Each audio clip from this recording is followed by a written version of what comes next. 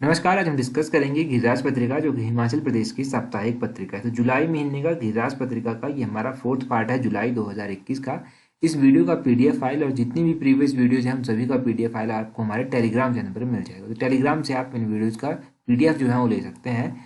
तो Telegram, Instagram, Facebook इन सभी का लिंक नीचे डिस्क्रिप्शन बॉक्स में दिया गया है। इंस्टाग्राम पर आपको 1 लाइन क्वेश्चंस मिल जाएंगे। तो चलिए डिस्कस करते हैं आज की वीडियो का फर्स्ट क्वेश्चन। सबसे पहला क्वेश्चन देखिए आपके पास क्या पूछा गया है। यहाँ पर पूछते हैं which is the temple in Himachal Pradesh where people of Hinduism and Buddhism worship the same idol.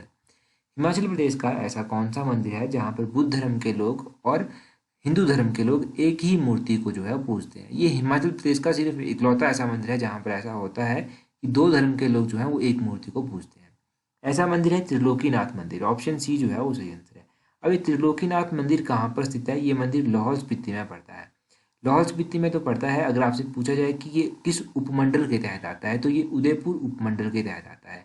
Udaipur कौन सी नदी के किनारे स्थित है? उदयपुर चंद्रभागा नदी के किनारे जो है वो स्थित है। ये तो बेसिक आपको इसके बारे में पता चला। इस मंदिर को जो है वो प्राचीन किस नाम से जाना जाता था? तो इसको प्राचीन में जो है वो टुंडा विहार के नाम से जाना जाता था। यहाँ पर जो है जो हिंदू धर्म के लोग हैं वो त्रिलोकीनाथ को जो है वो भगवान शिव के रूप में पूजते हैं और बौद्ध धर्म के लोग जो है वो त्रिलोकीनाथ को आर्य अवलोकितेश्वर के रूप में पूजते हैं। तो ये अलग अलग रूप से एक ही मूर्ति को जो है वो पूजते हैं। अब अगर हम कहें कि तिब्बती भाषा में इसे क्या कहा जाता है तो तिब्बती भाषा में इसे गरसा फक्सपा कहा जाता है। गरसा फक्सपा इसे तिब्बती भाषा में कहते हैं। यहाँ पर जो था वो महाकुंभ भी आयोजित किया जाता है। जब महाकुंभ यहाँ पर होता है तो ये लाहौल आकर्षण का केंद्र बन जाता है। 12 वर्षों के बाद जो है यहाँ पर महाकुंभ का आयोजन किया जाता है। अभी लास्ट टाइम महाकुंभ यहाँ पर जब आयोजित किया गया था 2015 में जो था यहाँ पर आयोजित किया गया था महाकुंभ। 2015 से पहले जो था 2003 में किया गया था और अब 2027 में जो है यहाँ पर महाकुंभ आयोजित किया जाएगा। इस मंदिर से रिलेटेड एक छोटी सी स्टोरी भी है जिसको किंवदंती कहते हैं। ये किंवदंती जो है हम दूसरे चैनल पर डिस्कस करेंगे, क्योंकि जो हमारा दूसरा चैनल है उस पर सिर्फ हम स्टोरीज डिस्कस करते हैं जो एग्जाम पॉइंट ऑफ व्यू से भी थोड़ी इंपॉर्टेंट आपके लिए बन जाती हैं और वैसे भी इंटरेस्टिंग होती हैं। तो दूसरे चैनल पर हमें ज्वाइन कर लीजिएगा। दूसरे चैनल का लिंक हमें नीचे डिस्क्रिप्शन बॉक्स में दे दिया है। काफ़ी लोगों ने ज्वाइन वैसे कर लिया है और काफ़ी लोग रह गए हैं, वो सब्सक्राइब कर लीजिएगा ताकि आने वाली वीडियोज आपको मिल जाए। अब ये अगला क्वेश्चन देखिए, यहाँ पर पूछते हैं in which district of Himachal Pradesh bulk drug park will be setup.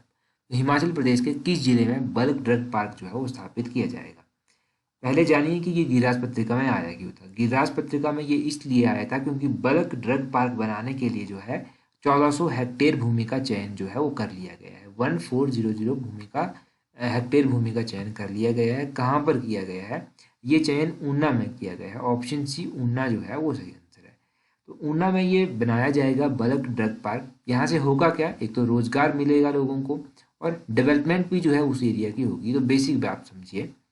अब यहाँ से आप और क्या समझ सकते हैं कि ये बल्क ड्रग पार्क जो है ये होता क्या है, आखिर आपको पता होना चाहिए।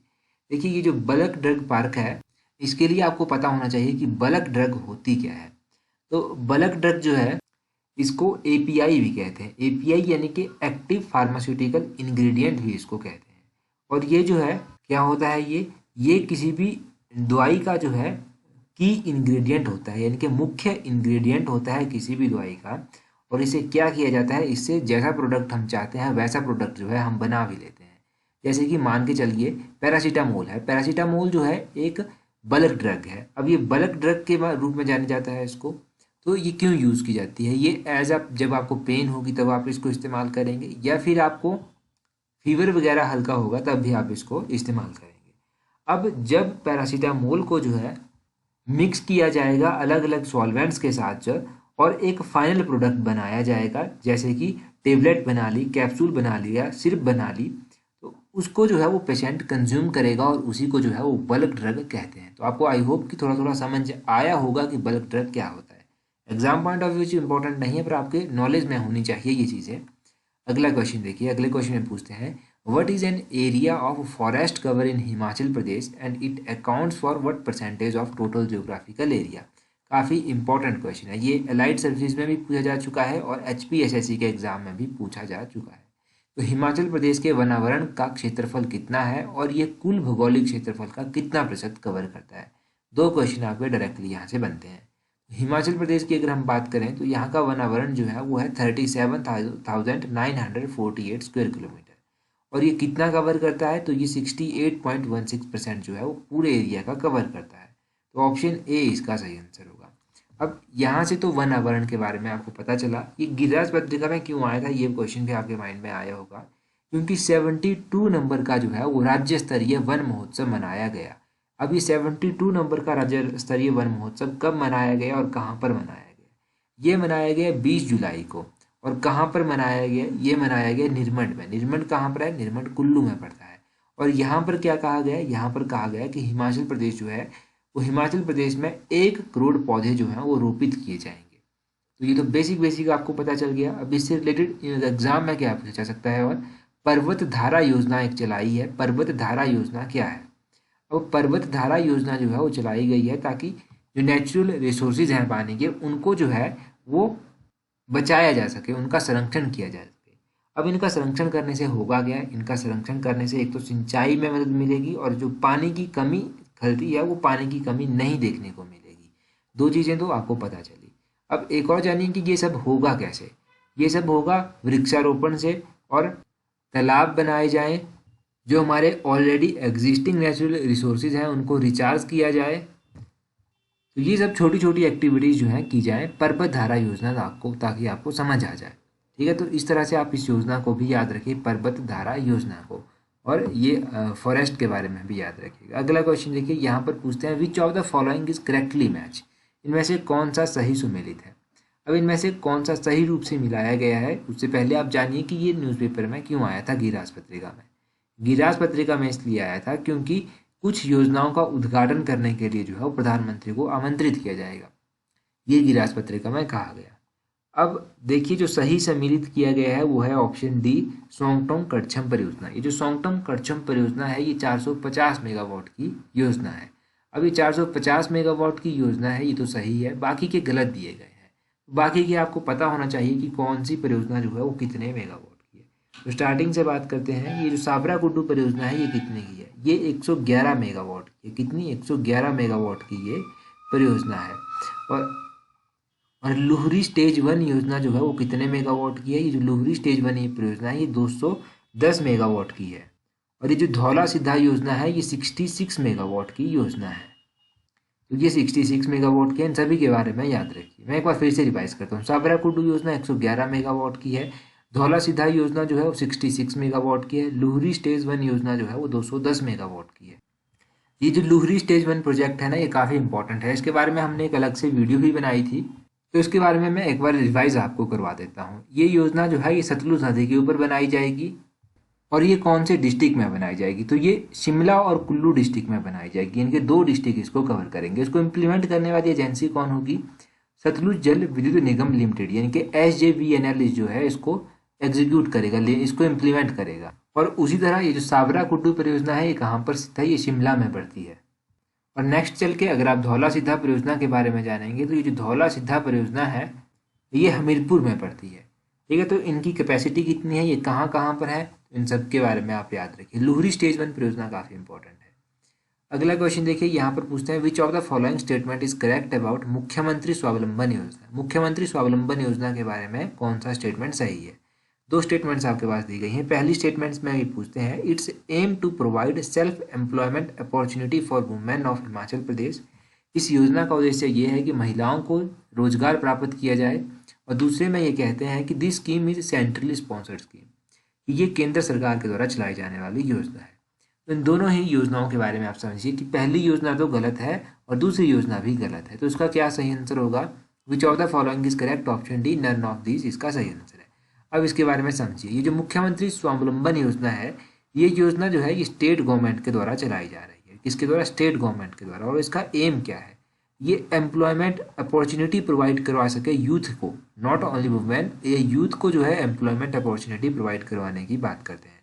और इस योजना का जो है काफ़ी अच्छा परफॉर्मेंस भी रहा है। आफ्टर इनके पहले तो कोविड-19 चला हुआ था, परंतु उसके बावजूद भी जो है इसने अच्छा परफॉर्म किया है। अब आप जानिए कि ये गिरिराज पत्रिका में क्यों आई थी। ये गिरिराज पत्रिका में इसलिए आई थी क्योंकि कहा गया था कि मुख्यमंत्री स्वावलंबन योजना के अंतर्गत जो है वो 2057 यानी कि 2057 इकाइयों को जो है वो स्थापित किया जा चुका है।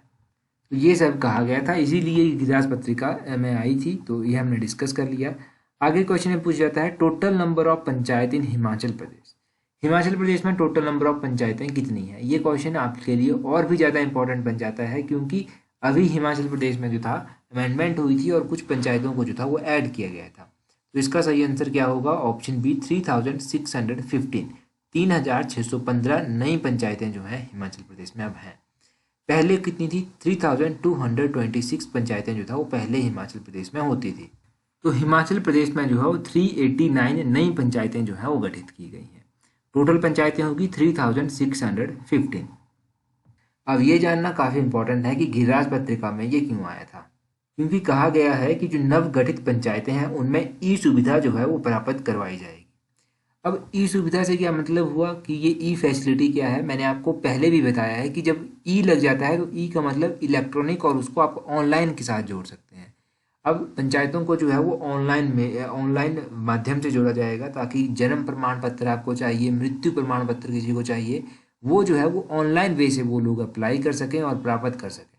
तो ये भी कहा गया था कि राज्य हिमाचल प्रदेश जो है वो ई पंचायतों के प्रभावी और सफल संचालन के लिए जो है वो देश भर में अव्वल माना गया है, यानी कि सबसे पहले नंबर पर इसको माना जाता है।